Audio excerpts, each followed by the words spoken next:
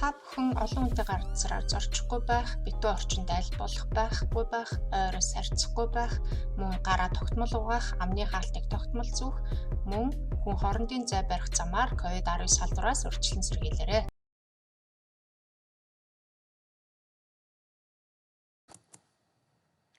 За авцсонсмолын шатах тослох материалын зарцуулалтыг хэрхэн тодорхойлох вэ гэдэг семинарын хичээлийн агуулга эхлэхэд бэлэн боллоо.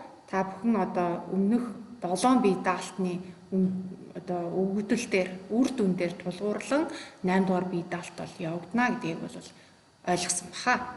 За авцсонсмол ер нь битүү юм уу эсвэл задгаа мөчлөгөөр ажиллаж болдог талаар бол өмнөх авцсонсмолын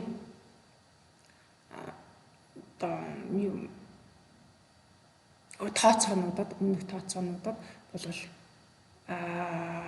ойлгож авсан. Тэгэхээр 3 дугаар бие даалтан дээр бол би тэгээд авцсонсмолынхоо замын нөхцөл шалгах мөн зүтгэгчний тооцоог хийхдээ энэ битүү мөчлөгөөр ажиллах, задгаа мөчлөгөөр ажиллах үеийн ойлголтыг бол авсан.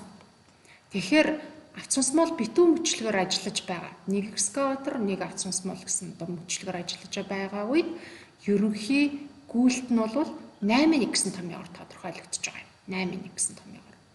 Тэгэхээр ерөнхий гүйлт гэдэг маань юу юм бэ гэхээр нөгөө А-цэгээс Б-цэг хүртэлх гүйлт маань чиглэл маань өөрчлөгдөхгүй учраас энэ дээр бол ачаатай явах замын урт, хоосон явах замын урт бол энд бичигдэж байна гэсэн үг байна.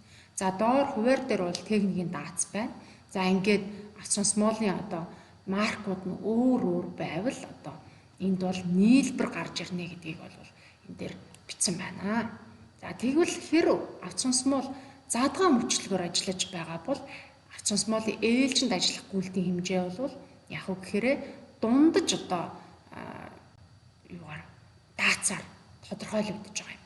Тэгэхээр дундаж даацаар гарч байгаа чинь өөр төрлийн авцсонсмолууд чинь ерөнхийдөө дунджаар хэдэн тооны ачааг тээвэрлэж байгаа юм бэ гэдэг нь бичигдэнэ гэсэн үг байна.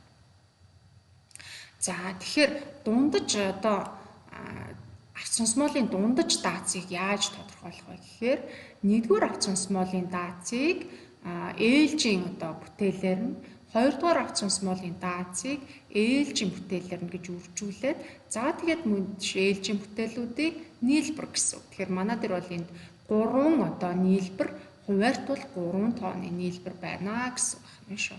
За ингээд ээлжинд гүйх гүйлтийн хэмжээг олчихлоо. Тэгэхээр ээлжинд гүйх гүйлтийн хэмжээ гарч байгаа юм чинь түүгээр бол шатах материалын зарцуулалтыг тодорхойлж болно гэж үзэж байна.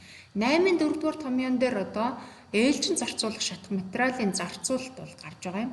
Тэгэхээр энэ уурхаад ажиллаж байгаа авцсонсмолуудын ээлжинд ажиллах зарцуулалтын гүйлт учир нь гэвэл энэ зарцуулалт шатах материалын зарцуулалт за литрээр гарна. Учир нь гэвэл энэ ээл гүйлт гэдэг маань дундаж нийт авцсонсмолын ээлжинд гүйх гүйлтийн дундаж хэмжээ учраас энд бол ээлжийн шатах материалын зардал бол гарна гэсэн байна. За ингээд авцсонсмолын 100 км зарцуулах норм зарцуулалт нь энд бичигдэнэ. Мөн сэлгээ хийх үйлдэлийг тооцсон коэффициент буюу сэлгэн дээр зарцуулах нэмэгдэл, гараж дахь нэмэгдэл, өвлийн улирлаа нэмэгдэл, хуучирдлыг тооцсон нэмэгдлүүд байна гэсэн. Энэ нэмэгдлүүд байгаа учраас энд дандаа нэгээс дээш утгуудыг авсан коэффициент байгаа гэсэн. За шатах материалын хувийн чин ньютоны хувадаг нь литр гэсэн байгаа. Тэгэхээр бид хэдийн юун дээр авцсонсмолын түлш гэсэн лекцийн сэдв дээр энэ шатах материалын хувийн чин бол өгөгдсөн байгаа шүү. Ньютоны хувадаг нь литр гэсэн гэж байна. За энэ жоулаар өгөгдсөн бол үнийг ньютон руу шилжүүлнэ гэсэн. За энэ 8-ын 4-р томьёо бол 100 км зарцуулагт норм зарцуулалт нь мэдэгдэж байгаа тохиолдол бодогдох нь. Гэтэл зарим авцсонсмолд 100 км зарцуулагт түлшний норм бол тодорхой бас байдаг. За шинээр авсан авцсонсмолууд тухайн уурхай нөхцөл өөрчлөгдсөн үед энэ төр 100 км-т хэдэн литр түлш зарцуулах юм бэ гэдэг нь бол тодорхой бас байдаг. Тэгэхээр энэ үед бол одоо 8 тав гэсэн томьёогоор бол шатах материалын зарцуулалтыг тооцож гаргана гэсэн үг байна. Т номинал буюу одоо 100 км зарцуулах зардлын хэмжээг одоо 8.5 гэсэн томьёонд тодорхойлох нь маань. За үүн дээр бол одоо КТ гэдэг нь авц сонсмолын бүтээгдэхүүний коэффициент. Тэгэхээр авц сонсмолын өөрийн массыг техникийн даацтай харьцуулсан харьцаагаар энэ коэффициент тодорхойлогдох нь маань. L бол уурхайн одоо тээвэрлэлтийн нийт замын урт. Тэгэхээр энэ бол авц сонсмолын ачаатай болон хоосон чиглэлийн замын одоо нийлбэр байна гэсэн үг. За омега пор маань үндсэн эсрүүслийн коэффициент, H маань бол уурхайн гүн. За уурхайн гүн лекцийн хичээл дээр ч гэсэн тайлбарласан. Уурхайн гүн бол дагуу хогтлолоос хэдэн мөргөцтэй байна гэж хараад түүнийгээ одоо дунджаар 15 м гэж үзээд мөргөцийн өндрийг тэр мөргөцийн тоог 15-аар өвчүүлэхэд одоо уурхайн гүн бол гарч ирж болно гэж үзэж байгаа юм аа. За амьдрал дээр мэдээж энэ уурхайн гүн бол одоо үндсэн бодит хэмжээс байх боломжтой. За ингээд одоо гаргаж 8.5 гэсэн томьёогоор гаргаж авсан одоо хэмжээс маань бол 100 км зарцуулах түлшний нормд зарцуулалт болно гэсэн үг байна. За тэгвэл ээлжин зарцуулах шатхуун зарцуулалтыг болохоор ээлжин зарцуулах зарцуулалтыг 8.6 гэсэн томьёогоор тооцож болно. За тэгэхээр Q Т номинал буюу 100 км зарцуулах нормд хэмжээг ээлжийн бүтээлийг хувадаг техникийн даацс гэсэн энэ одоо ноог дураар үржин. За мөн одоо энд бол маневрлах, гараж дах өвлийн улирлын хөдөлгүүрийн хуучрлын гэх мэтчлэн одоо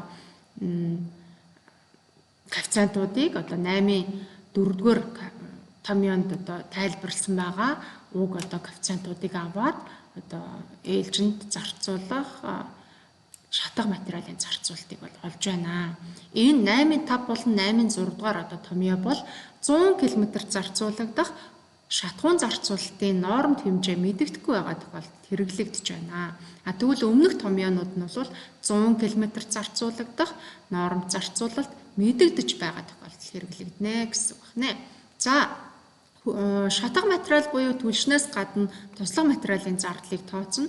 Тэгэхээр шатах материалын 5-8% нь бол хувиар бол туслах материалын зарцуулалтыг тооцно. За хөдөлгүүрийн тосны зарцуулалтыг харин 4-6%-аар шатах материалын 4-6%-аар тооцож авч одоо тооцоонд бол хэрэглэж болно гэсэн үг байна.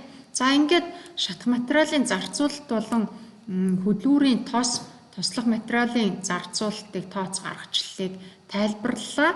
Та бүхэн одоо өөрсдийн хөвдлөөр өөрсдийн авц сонсмолуудын шатах болон туслах материалын зарцуулалтыг тооцоолон гаргаарай. Амжилт хүсье.